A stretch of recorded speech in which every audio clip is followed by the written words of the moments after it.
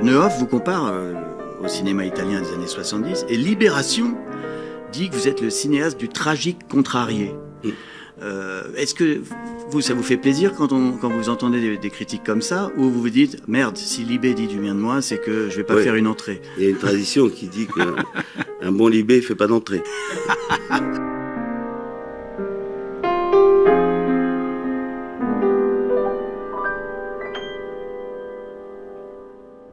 Fabien Antoniente, bonsoir. Frédéric Becbédé, bonsoir.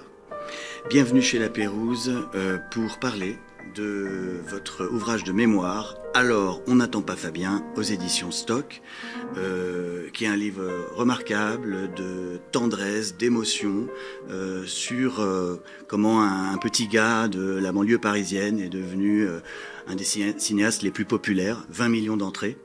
Mais je sais que vous êtes fan de foot. En ce moment, c'est la folie pour l'équipe de France. Je voulais votre sentiment. Est-ce que vous pensez que la France va remporter la Coupe du Monde de football? Eh bien, je pense qu'on est on est bien parti, on est sur le bon chemin. Oui. Comme vous êtes confiant. Didier Deschamps, je pense qu'on est sur le bon chemin.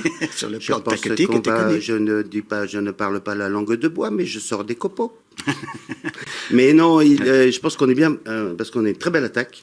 Ouais. Et puis, ils sont très bien préparés, ils sont très fit. Ouais. Moi, j'adore cette Coupe du Monde parce qu'elle est filmée un peu comme dans les jeux vidéo. Oui. On voit d'autres angles de caméra. Ouais, l'arbitre. Ouais. Et donc, on va passer un très beau mois de juillet. Et puis alors, il y a ces pauses fraîcheurs. Ah ben, la pause fraîcheur. Qui sont indispensables. Parce qu'on en a besoin. Bien, alors, vous avez 68 ans. Qu'est-ce qui a été le déclic, l'envie, tout d'un coup, de faire ce bilan et d'écrire vos mémoires? Et en fait, souvent je racontais des histoires qui me sont arrivées dans ma vie et on me disait tu devrais écrire un livre, puis le temps passe, puis l'envie n'était pas forcément là. Et un jour, on a dû, mes frères et ma sœur et moi, débarrasser l'appartement familial pour que ma mère puisse aller à l'EHPAD. Et on s'est retrouvés avec des souvenirs qu'elle avait archivés soigneusement. Moi, par exemple, elle avait archivé toute ma vie, du moindre petit court-métrage à mes derniers films, toutes les affiches. Enfin, c'était vraiment impressionnant. Les pochettes de disques, on devait se répartir. Les marionnettes qui auparavant étaient magnifiques, là, elles étaient complètement désincarnées. Parce que vous aviez un théâtre de Guignol, c'est ça? On avait tout, on avait un théâtre de Guignol. En fait, tout ce qui était les jouets du passé, on se laissait... Mais ça voulait plus rien dire. Donc, comme il y a eu cette tristesse qui m'a envahi à ce moment-là, et me disant, c'est derrière, c'est passé, et je me suis dit, je vais perpétuer le temps, et je vais écrire un livre où je raconte toute cette vie. Et c'est vrai que c'est très frappant. En général, dans les mémoires de cinéastes, on parle assez peu de l'enfance. Vous, c'est quasiment un tiers ou la moitié du livre. Les 100 premières pages du livre sont des souvenirs d'enfance. Il y a le salon de l'enfance. Moi, j'avais oublié, mais j'avais été au salon de l'enfance. Ce truc n'existe plus. Non, il n'existe plus. On avait plein de cadeaux. On gagnait des espèces de goodies. Et c'est un peu comme sur le Tour de France. Et des choses qui ne servaient pas à grand-chose. Des bilboquets, voilà, des choses... Et puis, mais il y avait la magie de cette enfance. Et donc, comme cette enfance, pour moi, il y a eu quand même une sorte de magie. Elle est fondatrice. Oui. Et vous racontez donc que vous avez grandi à Villiers-sur-Marne, dans une cité HLM, au bord de la voie ferrée. Et votre déclic pour devenir cinéaste, c'est un tournage de Michel Audiard. Mais je n'arrive pas à comprendre que venait foutre Michel Audiard dans cette cité. C'est assez étonnant. Il avait choisi ce décor. En fait, c'est un truc de dingue, parce que nous, on vivait effectivement dans une cité HLM, au bord d'une voie ferrée. La voie ferrée passait tellement près qu'on avait l'impression d'être une famille de garde-barrière. Et de l'autre côté de cette voie ferrée, il y avait des bidonvilles. Et il y avait une grosse communauté portugaise qui vivait là, dans des taudis, et parce qu'ils espéraient un jour faire construire leur maison au pays. Et donc, je n'ai jamais compris pourquoi, mais un jour, des camions sont arrivés et ont construit une maison louisiane en 2 jours.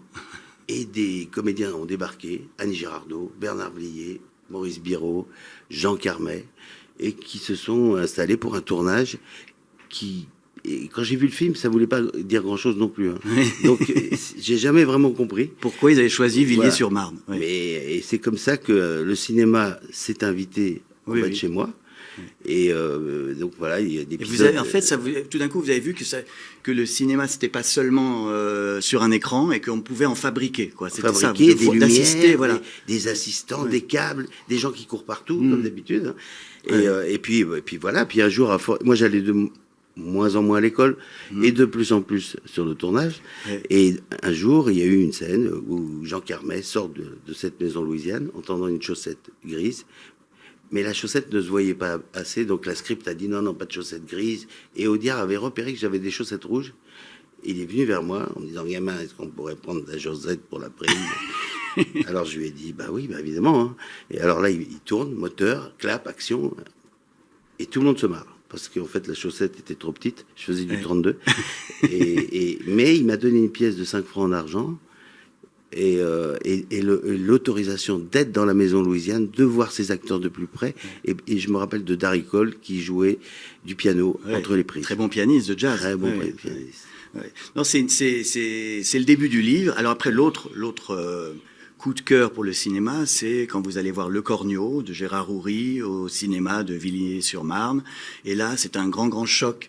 Et ce qui me frappe, c'est que Le Cornio, c'est une histoire d'un businessman joué par Louis de Funès qui demande à un crétin de passer de la drogue dans sa Cadillac. Et c'est un personnage totalement décalé. Et tous vos films, finalement, sont inspirés par Le Cornio. C'est toujours un type en décalage. C'est vrai. C'est le poisson. Le riche qui se retrouve au camping, le plouc, qui, entre guillemets, qui se retrouve dans la jet set. Ouais. Le Cornio a été fondateur. J'avais pas fait le rapprochement, mais c'est vrai. J'ai toujours utilisé ce système du poisson hors de son bocal. Oui. Et le Cornio illustre à merveille puis alors en plus, c'était ces salles anciennes avec les fauteuils rouges, avec les ouvreuses qui passaient en disant bonbons, esquimaux, chocolat glacé. Et ce qui m'a frappé, c'était une salle qui riait à l'unisson, le rire ensemble. Oui. Surtout mon père, qui lui ne riait jamais, qui était un pied noir très mélancolique, et qui la riait. Donc, si mon père riait, je me suis dit, tiens, ça doit être intéressant aussi de faire ce boulot. Oui, votre père venait d'Oran, et votre mère est bretonne. Et est-ce que vous pensez peut-être que le fait d'avoir été... Parce que vous étiez en Algérie française dans votre petite enfance. Oui, à 2 ans. Oui, mais vous n'avez aucun souvenir? Si, justement, j'ai des souvenirs, mais alors, épars, souvenirs... olfactif et des souvenirs de bateaux qui partaient et des voitures qu'on chargeait sur les bateaux, donc j'ai des souvenirs un peu visuels et puis je me souviens même d'une machine à laver qu'on avait et moi je rentrais dans le hublot parce que j'avais l'impression d'être dans une voiture. Ah oui.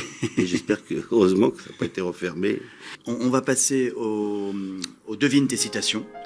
Alors comme c'est votre unique livre, je vais vous lire des phrases tirées soit de vos films, soit de votre livre, et le jeu, c'est que vous devez me dire livre ou film. D'accord. Et puis éventuellement me dire dans quel film. Attention. Alors, l'humour est le plus court chemin d'un être à un autre. Livre, c'est dans Alors on n'attend pas Fabien. Une autre phrase. Mon mari est un bouffeur de minou. Film, c'est dans Camping 1. Mathilde Seigné. Et d'ailleurs... elle passe sa vie, le pauvre, à entendre ça, quoi. Non, mais attendez, c'est pire pour Antoine Duléry. Parce que moi, je me suis promené avec Antoine Duléry. Les gens l'arrêtent dans la rue en le traitant de bouffeur de minou. Pas facile à vivre, c'est votre faute. Et il y a une autre phrase qui dit dans Camping 2, il dit maintenant je vais devenir un pineur. Et il y a des gens qui l'appellent le pineur aussi. Dans la vie, faut jamais se fier aux apparences, sinon on n'aurait jamais mangé d'oursin. Film. Quel film? 3-0. C'est la fin de 3-0. Alors, je peux dire un petit mot sur ces phrases, parce qu'en fait, ces phrases viennent de Coluche.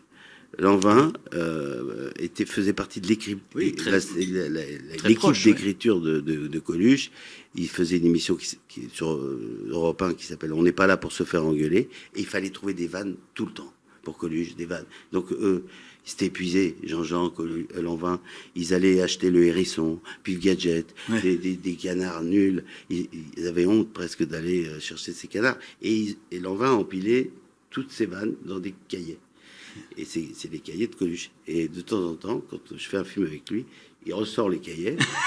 Et c'est ainsi que celle-ci vient des vannes pourries de Coluche. Il ne faut pas se fier aux apparences, sinon on n'aurait jamais mangé d'oursin. Oui. C'est vrai, mais c'est totalement vrai. C'est totalement vrai. Le cinéma est une grande famille, mais on est tous des orphelins. Ça, c'est le livre. Ouais. Et ça, c'est de vous. Ça, c'est de moi. Et oui, c'est parce que on est parfois, c'est pour ça que j'ai senti que j'étais parfois... Pas dans la famille. Pas dans la famille. Ouais. La famille, une certaine famille. Ouais. Mais maintenant, petit à petit, écoutez, Franck Dubosc a eu un César. Alors, lui, il a passé le gué. Oui. Et comme il a passé le gué, on peut s'autoriser à penser que nous aussi... Peut-être un jour, oui. Et d'ailleurs, Franck a été adorable, parce que quand il a eu son César, il m'a envoyé une photo le matin de son César avec une tasse de café et avec un petit texte « Je t'en donne un peu ». C'est gentil. Une dernière. Alors, dans quel... Est-ce que c'est un livre, un film? Et si c'est dans un film, lequel? Vous avez peut-être des millions d'amis sur Facebook, mais avoir des amis sur Facebook, c'est comme être millionnaire au Monopoly, c'est du vent. Ça, c'est dans Camping 3. Ouais. C'est une tirade de Franck Dubosc. Et petit à petit, vous avez compris qu'il y avait des règles pour une comédie populaire. Alors, vous les donnez un peu dans le livre. D'abord, vous dites 1h40 max. Hein. Les films qui durent plus longtemps que ça ne peut pas... ça peut pas être des grands succès parce qu'à un moment, il y a un délai, il y a une durée max pour un film. Puis, il y a un problème économique. Oui. C'est qu'il faut les 5 séances. C'est ce que ne cesse de dire le distributeur. Oui. Mais au-delà de ça, on a une autonomie de rire que j'estime à peu près... c'est pas exact, hein, à 1 heure, en tout cas en dessous d'1h50. Au-delà, on passe dans un autre domaine. Et vos règles, alors, par exemple, il y a le décalage, toujours, un personnage qui n'a rien à faire dans un certain monde. Il y a les dialogues et les acteurs. Vous aimez énormément les acteurs. Vous avez une bande, en fait, avec Mathilde Seigné, avec Franck Dubosc. Gérard Lanvin. Oui, Gérard Lanvin. Claude Brasseur, malheureusement, qui n'est plus là, mais qui était quand même... faisait partie. Ouais. Parce que il se fondait parfaitement dans la famille. Il avait l'impression de tourner un film de vacances. Ouais. Donc c'était Mylène de Mongeau. Et puis récemment, il y a Didier Bourdon. Didier Bourdon maintenant qui tourne régulièrement avec famille. Vous. Ouais. Est-ce que c'est aussi pas quelque chose, je veux dire, une comédie chez vous à avoir avec une tristesse cachée? C'est l'impression qu'on a souvent, c'est qu'il y a de la bouffonnerie, il y a du burlesque, mais il y a aussi toujours un peu de mélancolie, justement, à l'italienne. C'est vrai. Moi, je vois la vie un peu comme ça. Hein. Par exemple, les vacances qui sont illustrées dans Camping, moi, je les ai toujours vécues de façon un peu triste, parce que pour cette parenthèse enchantée, on sait qu'à la rentrée, les problèmes vont revenir, tout ça. Nous, quand on allait en Dordogne, on disait « Attention, ne vous baignez plus, les herbes sont en décomposition ». Et puis on sentait monter cette tristesse de la rentrée qui arrivait. On faisait genre, style on allait bien, mais et c'est un peu comme le dimanche soir, quoi. Oui. C'est la même chose que le blues du dimanche soir. Et puis, donc dans mes films, c'est comme un bateau. On voit la partie émerger, mais la partie immergée, la quille, elle est plutôt mélancolique. Et mais justement, je vais vous faire lire un passage un peu mélancolique de votre livre. Donc ça, c'est le passage, vous l'avez dit précédemment, votre mère, Alphonsine, a dû partir en maison de retraite. Et c'est le passage sur elle. Et je trouve que c'est un passage très beau. Ce qui est déchirant, c'est que je vais la visiter de temps en temps, et je lui ai apporté le livre d'ailleurs. Ouais. Ça m'a un peu... parce qu'elle lisait beaucoup, elle lisait vos livres. Ouais.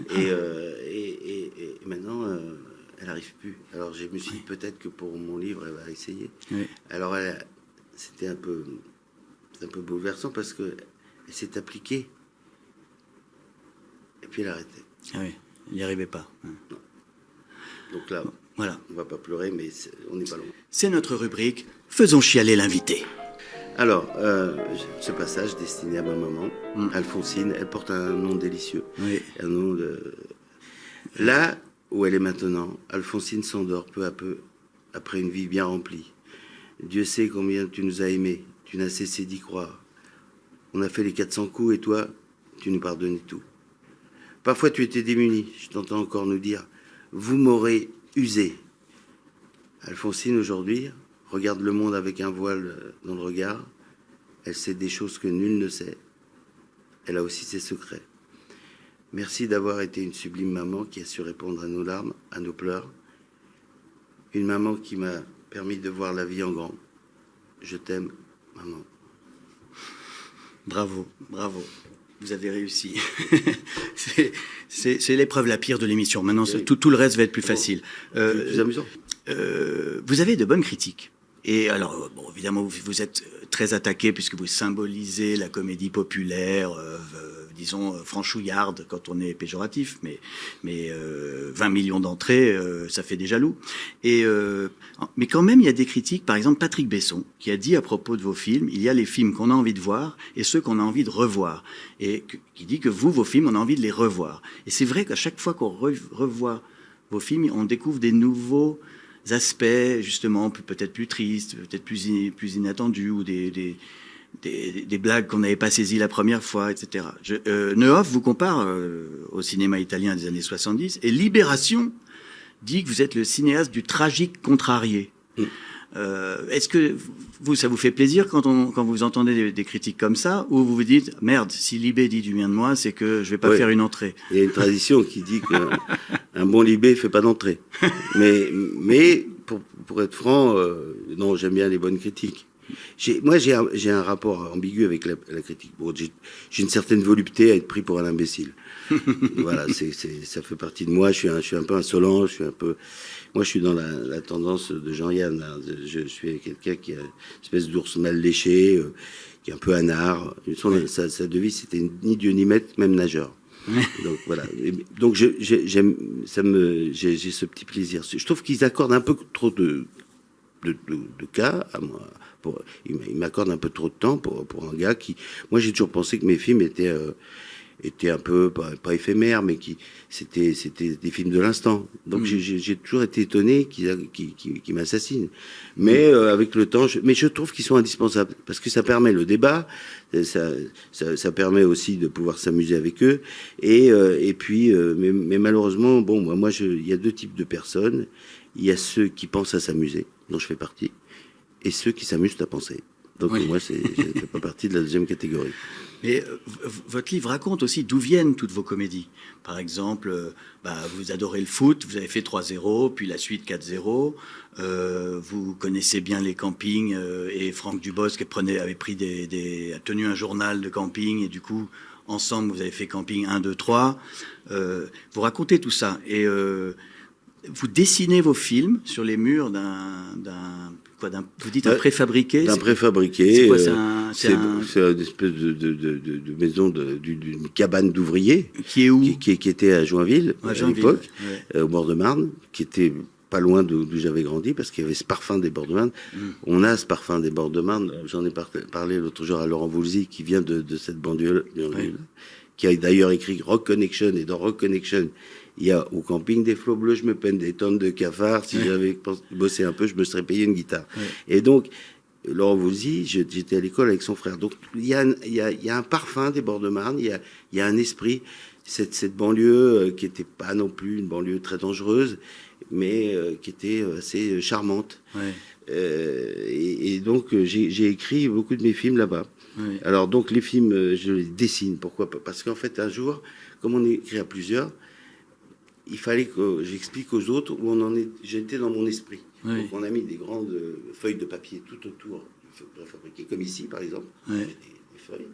Et puis on commence par des dessins. C'est pas des storyboards, c'est des dessins un peu symboliques. Genre la tombe qui se pose devant une caravane. Donc c'était Jackie Pic qui arrive. Et donc j'écris comme ça jusqu'au mot fin. Et ça nous permet, nous, de dire, mais il manque quelque chose. Donc c'est assez visuel. C'est comme une sorte de pré-montage, en fait. Voilà. Oui. Et une fois que tout est dessiné, à peu près clair dans notre esprit, on commence à taper nos dialogues. Mais on met même des photos qui peuvent illustrer. C'est un travail assez... Non, mais c'est artisanal. Ce qui m'a frappé aussi dans le livre, c'est que vous parlez aussi bien de vos succès que de vos échecs. ce que généralement les auteurs ne font pas. Les cinéastes passent un petit peu rapidement sur les bides. Et vous racontez, bah oui, Turf, c'est une déception. Jet Set 2 qui s'appelait People, vous avez été... Non, mais les bides sont marrants. Oui, les bides sont marrants. Parce que bon, par exemple, dans le cinéma, il y a une tradition. Un réalisateur, en fait, il attend le 9h du matin déjà qui donne les premiers signes. Le mercredi de la sortie. Voilà, mercredi de la sortie. Donc, en général, je m'arrange pour me mettre une petite caisse le mardi pour que tout se passe un peu plus... De manière un peu plus vapée. Oui. Et donc, on m'annonce, ça c'est quand ça se passe mal. Mais quand ça se passe mal, c'est plus drôle. On te dit, t'as fait... Déjà, c'est toi qui appelles. Ouais. C'est pas eux qui t'appellent. Quand ça se passe mal, c'est eux qui t'appellent. Oui. Et c'est toi qui appelles. Donc tu dis, on a fait combien? Ah, tu sais, on a fait 20 au Hall. Mais enfin, tu sais, t'es pas un film des Halles. T'es pas un film des Halles. Après, on t'appelle à 14h. Et là, on a fait combien? Bon, t'as vu le temps qu'il fait? T'as vu les terrasses? T'as vu les bouteilles de rosé sur les terrasses? C'est pas... Ils vont y aller ce soir. Là, ils sont sortis déjà, c'est beau. C'est pas un film de 14 heures. Mais c'est pas un film de 14 heures. Et ainsi de suite. Et arrive 20h. 20h, là, normalement, ils sont là. Ah oui, mais t'as pas vu? Il y avait le match de foot ce soir. Ouais. Donc, et au bout d'un moment, je me dis, mais c'est un film de quelle heure? Et là, on te répond, faut attendre le week-end. C'est la phrase du cinéma. Ouais. Mais c'est pas... Est-ce que à chaque fois que vous avez eu ce qu'on appelle un four, bon, ça doit être, j'imagine, très douloureux, mais à chaque fois vous le sentiez, vous aviez une raison, vous disiez, j'ai pas fait ce film pour des bonnes raisons, ou je l'ai fait, mais je l'ai pas fait sincèrement. Non, vous dites un peu ça dans le livre. Ouais, parce qu'en fait, comme un film, ça dure quand même 2 ans de sa vie. Ouais.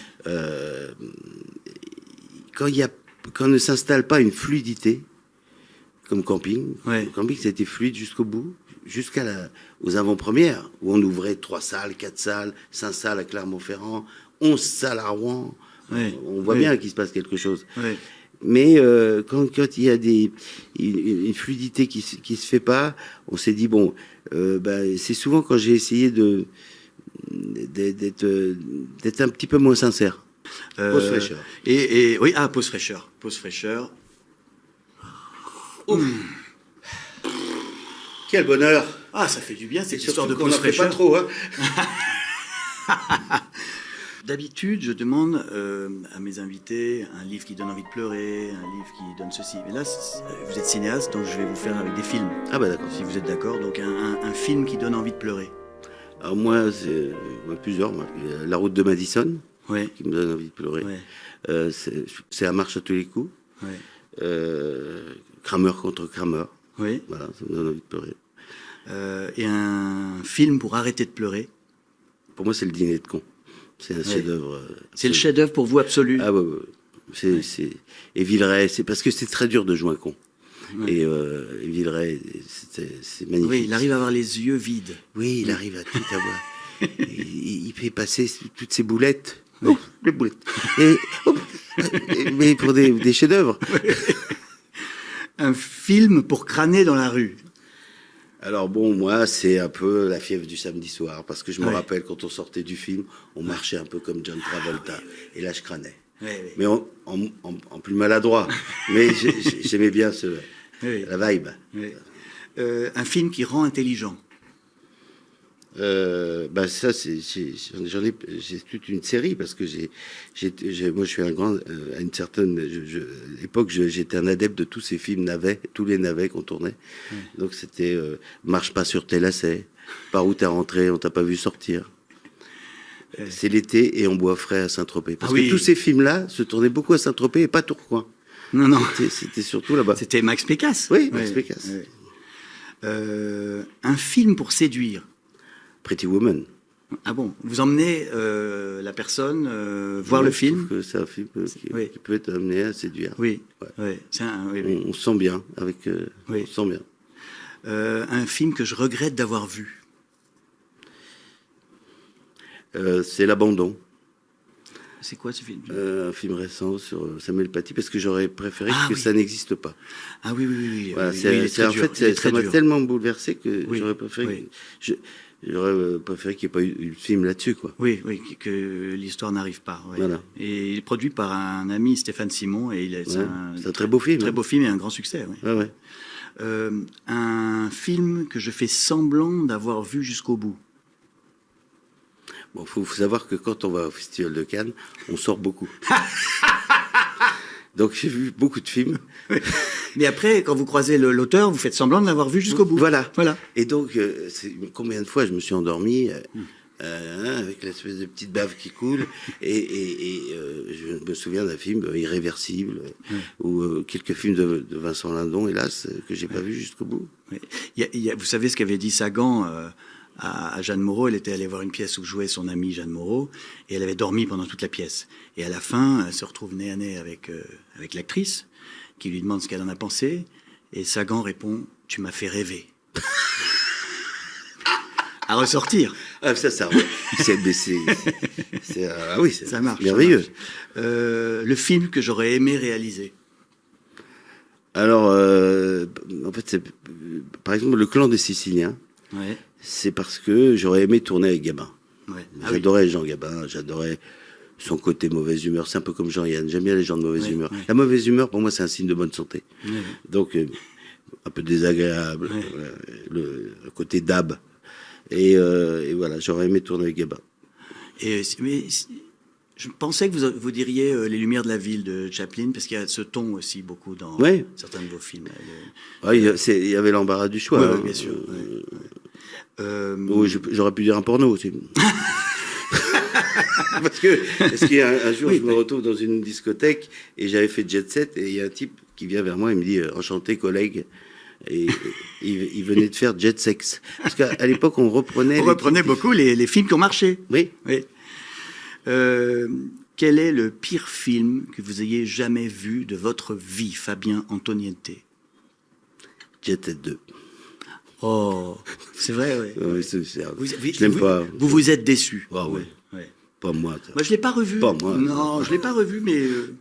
Non, mais bon, voilà, c'est pour répondre de manière marrante. Et enfin, la question Fahrenheit 451. Imaginons, on est dans un monde où les films sont brûlés par les pompiers. C'est interdit d'aller au cinéma. Quel est le film que vous apprendriez par cœur pour pouvoir le transmettre aux générations futures? Je crois que c'est La Grande Vadrouille. Ah oui. C'est un film qui est parfait pour moi. Il y a tout, il y a peu d'histoire, il y a ces acteurs merveilleux, et je m'en lasse jamais. Ouais. Et puis surtout sur un sujet grave, sur la Deuxième Guerre mondiale. C'est pas c'est un sujet dangereux. Ah, oui. Oui. Merci infiniment, Fabien Antoniente, d'être venu.